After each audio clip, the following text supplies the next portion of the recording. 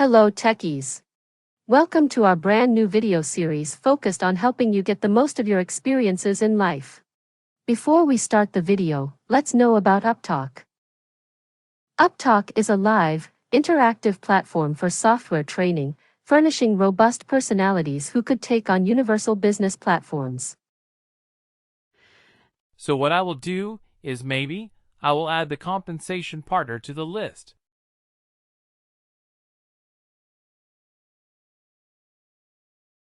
Is that what we will do? I just put the X just to make it in sync with the other, so that I am also able to delete it later. Right. That's why I added the X at the front, so that it looks similar to the other ones. So I have to add the compensation partner to the list of security groups. Are we clear on that? And then I have to save it. I have to save it. I have to activate it. Then I will go back to my business process definition, and I will get it in the drop-down list. If I want to have the compensation partner to be able to review an expense report. Clear. This is a very, very misunderstood concept. A lot of people make mistakes.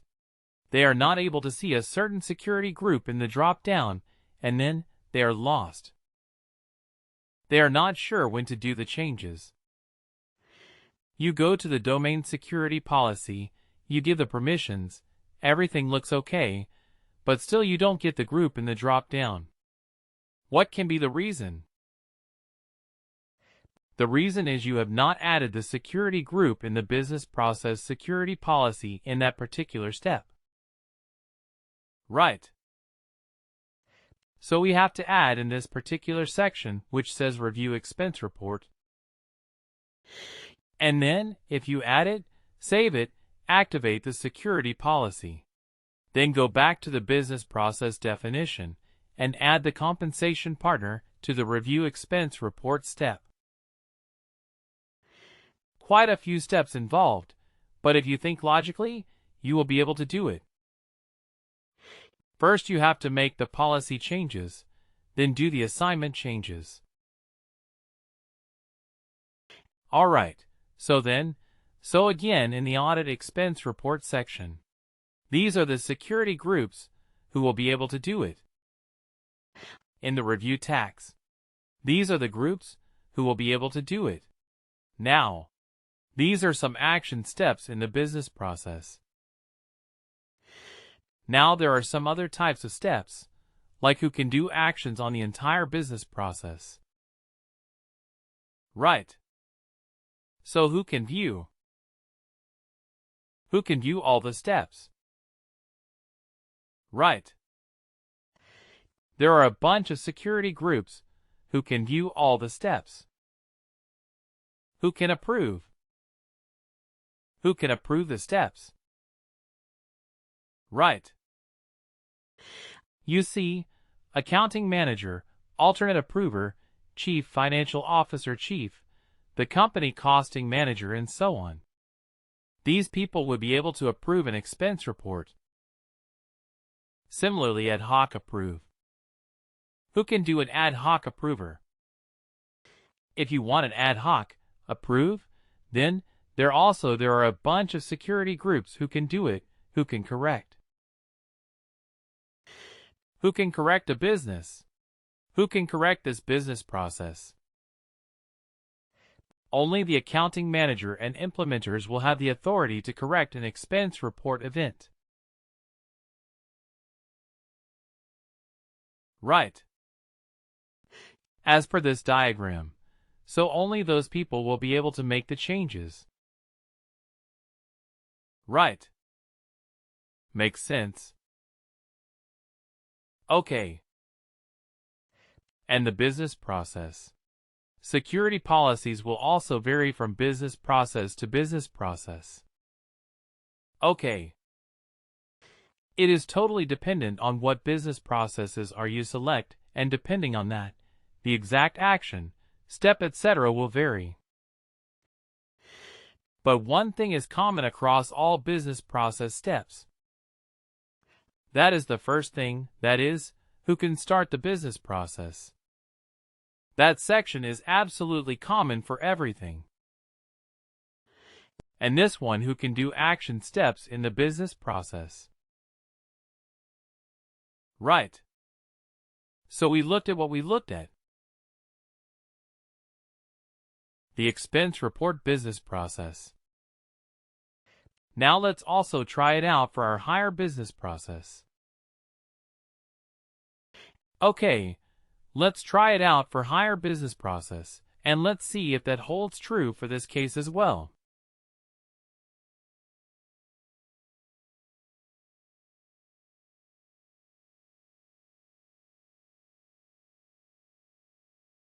Okay, so let's go to again. Start proxy. Okay, start proxy.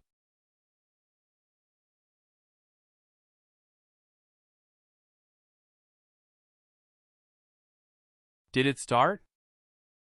No, it didn't. Start proxy. Okay.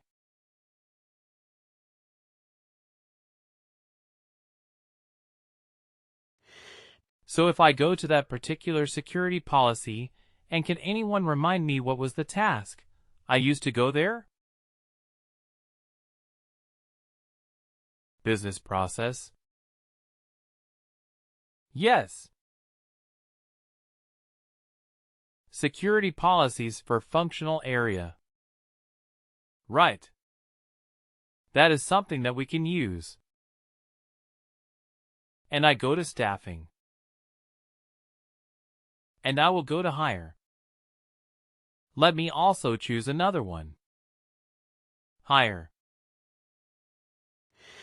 And while we are at it, let me also choose as a termination one. Right. The business process that we will use to terminate a worker. So I'm choosing the security policies for two business processes.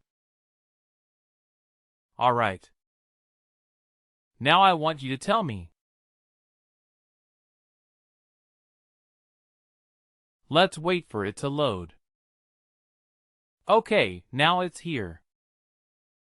So now tell me who can start the hire employee process.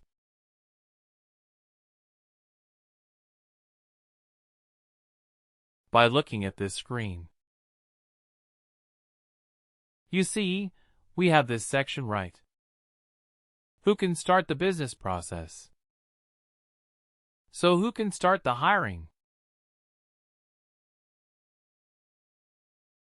The FBI HR executive. Where did you get HR executive? Here. Okay. Here. But that is the web service. And where do we use web services for? Integrations. So we will not use this for our UI. So if somebody is doing it in the UI in the Workday tenant, so these security groups will not be affected, but which ones would be? This FBI HR analyst. Whoever is given this role of FBI HR analyst, they will be able to do it. And all these Motown ones. Motown Organization Partner PRARARA whatever. Right. But these are the security groups that would be able to do it. And can anyone tell me who will be able to convert a contingent worker to an employee?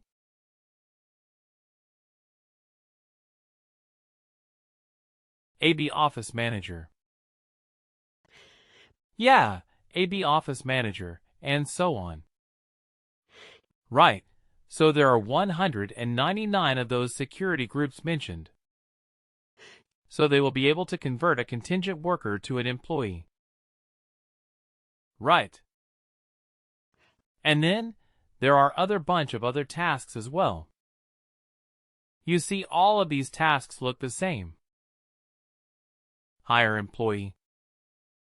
This one also is hire employee right. That's why you know supervisory organization. When we go to the related actions, we see 3 or 4 different hire employee options. Right. And if you click on the first of them, the screen looks different. If you look at the click on the second one, the screen looks slightly different. It is because they are different tasks. Right. Although all of them are named the same. But what are they all used for like? Let's look at the first hire employee. There is a description which says it selects from existing pre-hires and former workers or creates a new pre-hire and hires them into an open position. Okay. So this is this particular task. Hire employee. Now there is another hire employee right here. It says selecting from existing pre-hires and former workers and hire into an open position. Also enables hiring from the related actions menu of a former worker, job requisition, pre-hire supervisory organization, or an unfilled position. So if you are taking the related actions from the former worker, job requisition, etc., then this is the task that you should do. Although the name is also hire employee right. And similarly the other hire employee. Hire an employee directly from an employment agreement. This is again from Workday Recruitment. Now, who is allowed to do that? Is anyone allowed to hire an employee directly from their employment agreement as part of this setup? What do you think? Is anybody able to do that? No. No, because this is empty. Right. There is no security group that is allowed to hire an employee directly from their employment agreements. Please do like, share, and subscribe to our channel. For more information, contact us at sales@upptalk.com.